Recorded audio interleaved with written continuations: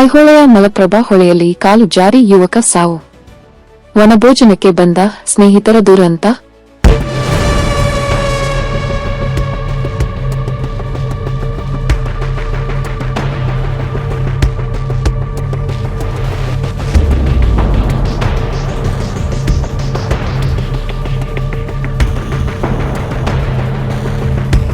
ಬಾಗಲಕೋಟೆ ಜಿಲ್ಲೆಯ ಹುನಗುಂದ ತಾಲೂಕಿನ ಐತಿಹಾಸಿಕ ಐಹೊಳೆ ಗ್ರಾಮದಲ್ಲಿ 2 ದಿನಗಳ ಹಿಂದೆ ಯುವಕನೊಬ್ಬ ಕಾಲು ಜಾರಿ ಮಲಪ್ರಭಾ ಹೊಳೆಯಲ್ಲಿ ಬಿದ್ದು ಸಾವನ್ನಪ್ಪಿದ ದುರ್ಘಟನೆ ನಡೆದಿದೆ. ಇಲಕಲ್ ನಗರದ ಸೂಪರ್ ಮಾರ್ಕೆಟ್ನಲ್ಲಿ ಕೆಲಸ ಮಾಡುತ್ತಿದ್ದ ಸುಮಾರು 10 ಮಂದಿ ಸ್ನೇಹಿತರು ಮಾರ್ಚ್ 4 ರಂದು ಬಣ್ಣದ ಹಬ್ಬದ ಪ್ರಯುಕ್ತ ವನಭೋಜನಕ್ಕೆ ಐಹೊಳೆ ಗ್ರಾಮಕ್ಕೆ ತೆರಳಿದ್ದರು.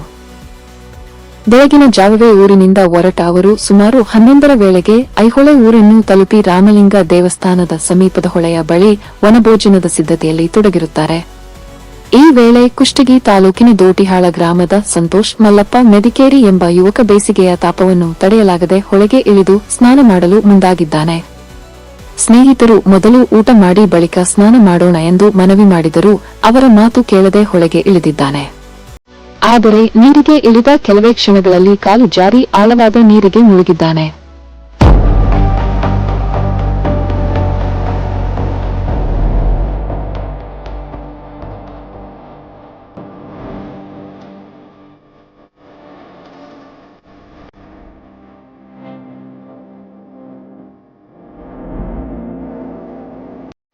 ಘಟನೆ ಕಂಡ ಸ್ನೇಹಿತರು ಗಾಬರಿಗೊಂಡು ಅಲ್ಲಿದ್ದ ಸಾರ್ವಜನಿಕರನ್ನು ಕೂಗಿ ಸಹಾಯ ಕೋರಿದರು.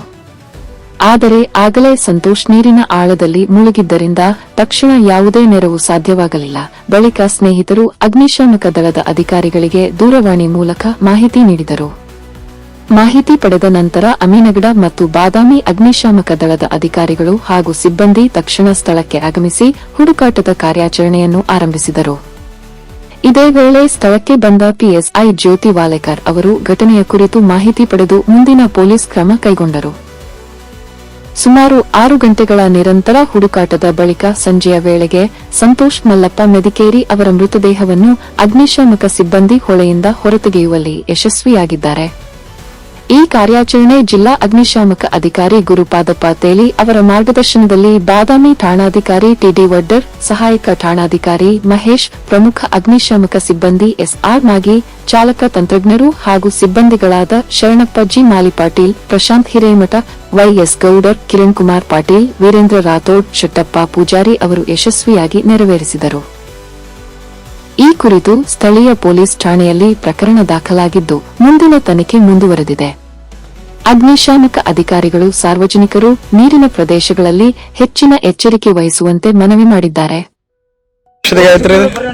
ಘಟನೆ ಬೆಳಿಗ್ಗೆ ಆಗಿತ್ತು. ನಾವು ಎರಡು ಗಂಟೆ ಬಂದಿದ್ವಿ.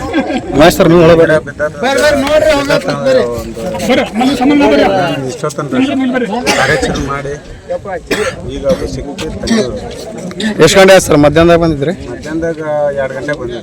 ಹೌದು. ಅಮೀನಗಡ ಸ್ಟೇಷನ್ ಗಾಡಿ 11 ಗಂಟೆಗೆ ಬಂದಿದ್ವಿ. 2:30 ಬಿಟ್ಟು 1 ಗಂಟೆಗೆ ಇವರಿಗೆ ಕಾರ್ಯಾಚರಣೆ ಮಾಡಿದ್ದೀವಿ. ಇವಾಗ 2 ಸಿಬ್ಬಂದಿ ಅವ್ರು ಬಂದಿರಿ? 2 ಸಿಬ್ಬಂದಿ ಅಮೀನಗಡ ಮತ್ತು ಹೌದು ಸರ್. ಅಮೀನಗಡ ಮತ್ತು ಬಾದಾಮಿ.